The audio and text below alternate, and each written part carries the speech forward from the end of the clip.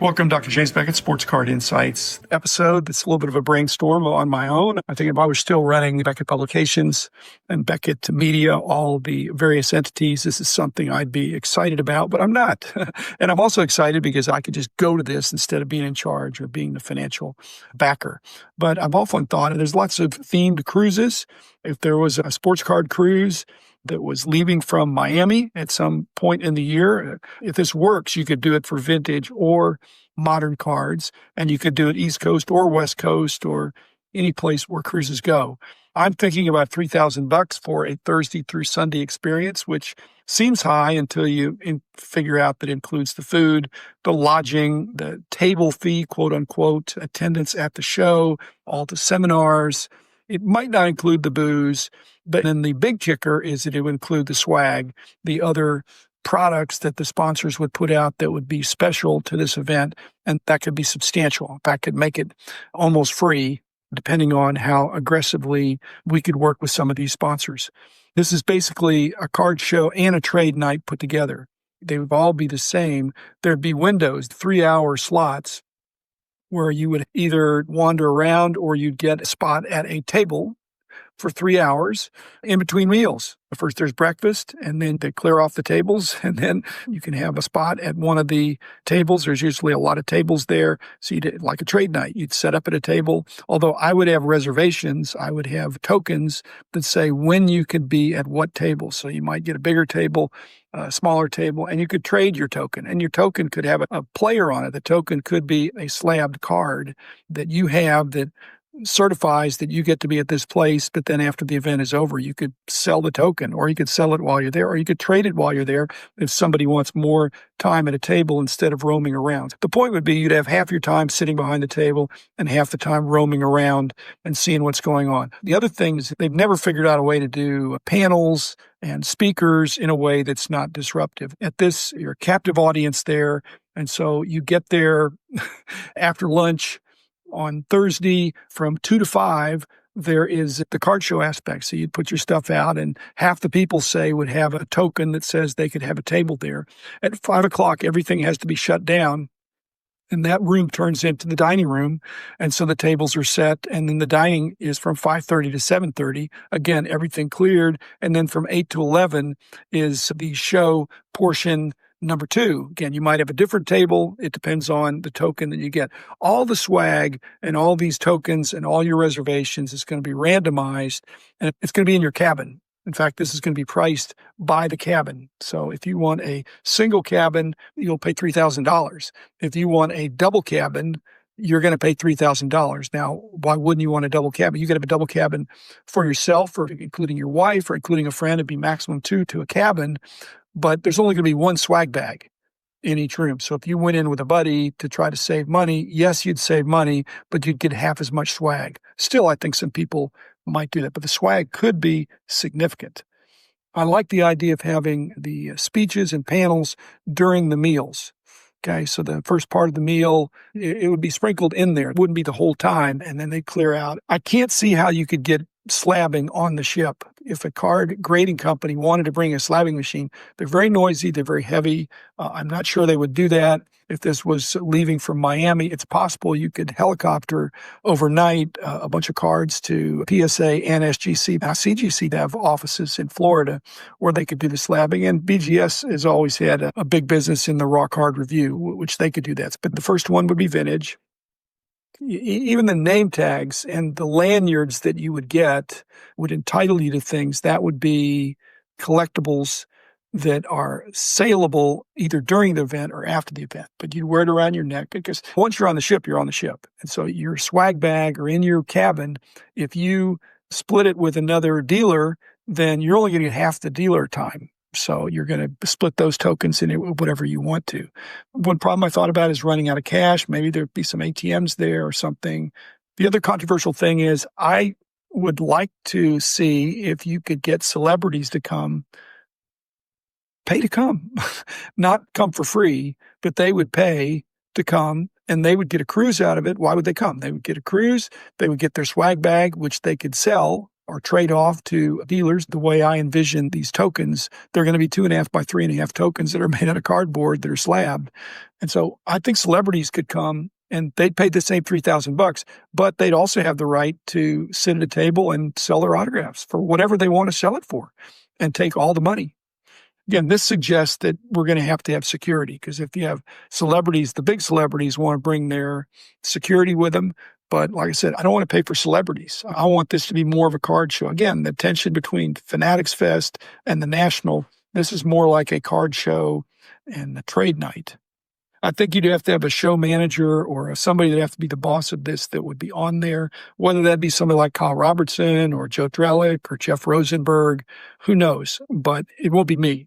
There probably could be gambling on the cruise. I'm not a big fan of that, but I think that's what a lot of people want.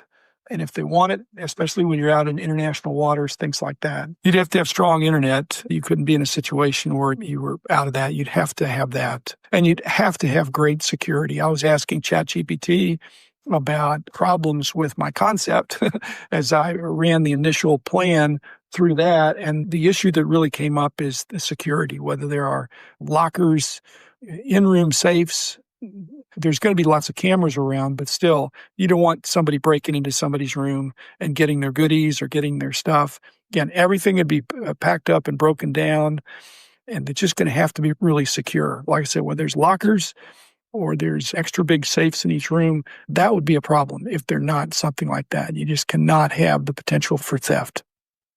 The size of the ship, I'd like to be with a big enough cruise line that if the demand is greater than we think, we can have a bigger. I think more fun would be bigger, but maybe the first one needs to be a little bit smaller. I've also thought about alcohol costing extra. You get free food all you want.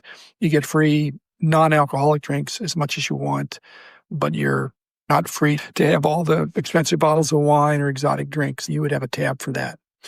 And there's no stopping. You embark, and then 3 days later you come back.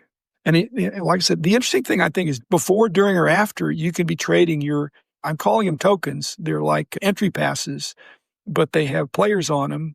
You probably would need some help from Fanatics. I think I could see Fanatics being a sponsor, even if it's vintage.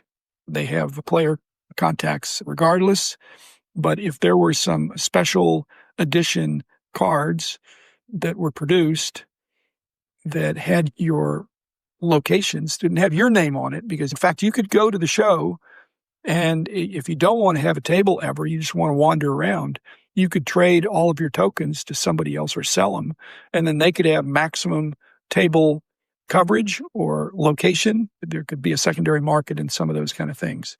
But the problem I see is if you had a modern cruise, then the David Adams and the various large wax dealers, I think this really would be tricky. I don't know that would work so well, but I think it'd be fun. Some guys would bring their wives, some guys would double up, and some guys would just snore and want to have their own room. But a captive audience, I thought $3,000, that sounds like a lot.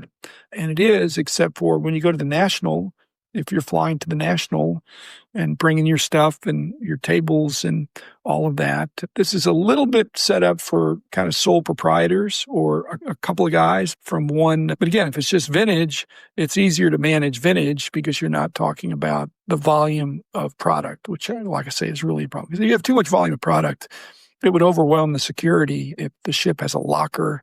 Not that you'd bring just one Zion case. In fact, what you might want to have is an insurance sponsor that would not only be a sponsor and get to solicit business from the dealers, but maybe could insure the event. And if they were doing that, I'm sure they would put some additional security requirements beyond anything I'm thinking of, because that's the business they're in. When we had crazy ideas back when I was running the company, I tried to think, what would I like to do? I'd like to go on a cruise. And if it's $3,000 to be a captive audience outside Miami or Fort Lauderdale for 3 or 4 days, I probably would bring my wife, but I don't know that she would enjoy it if it's 95% card collectors and not a lot of other activities on the boat. I guess you could have some musicians, you could have a comedian. I'm not saying you couldn't have a budget for making it fun, having a great chef, things like that. But if the main feature is the cards and the swag, is done in such a way, like when we went to Hawaii back in the day, with all the different sponsors there that provided their special giveaway packs. Some people paid their way with just what they got, much less picking up and trading out for other people. Same thing at the Fanatics Fest is that if you bought the special event releases, you could double your money in many cases. But I'd love for it to be too good a deal and to have a waiting list. The other problem is that there's a kind of a no-jerk policy I tried to have in my company. We wanted to hire good people that we could work with. If somebody signs up for this, you can't blacklist them. I think that'd be difficult. In fact, it'd be very tricky. If people say, I want to come, you can't say you have a bad reputation, you can't come. I don't know that you can do that. Maybe you could invite some people to start off with and get them to invite some friends so that it's more like one big happy family. We've had thefts in the hobby. We don't want that. We don't want violence. We don't want fighting. But cameras everywhere. And the cruises I've been on, if you wanted to take a break and sit out by the pool instead of being at the show, you could. To me, I'd wanted to avoid having a ballroom that's set up for the show, but maybe that makes more sense when you get down to it, is that it's a ballroom that's not used for music and dancing. It's just got tables set up that are strewn around the room and people can go through it. At any rate, crazy idea. I originally went through it with the ChatGPT. It was not that helpful. Just kept affirming me. If you've ever used any of those kind of AI things, they just, oh, that's a great idea. You should pursue that. When I said it was $1,000 a night, they said, well, that sounds a little steep, but I think it could be a bargain. If you got $3,000 worth of swag, that was the story back in Hawaii. There were scholarships for dealers, and the dealers more than paid their way of the extra expenses just by having that. So anyway, thanks everybody. I don't know if this is going to happen. I'm not going to do anything other than be provocative, that if there was a show, but if Rob Barris said, hey, I'm going to do a cruise leaving out of Burbank, I'd say, tell me more about it. And if there was a cruise going out of Boston or New York or something like that, I'd say, tell me more about it. I would consider it. But like I said, if everybody had to pay, and then once they paid, they have an opportunity to participate in all the activities. So crazy idea. Thanks, everybody. Coming up on the National, this would be a third thing. We got FanFest, we got the National. This is something else entirely. So thanks, everybody, and be back in a couple days. The man in the house of cards.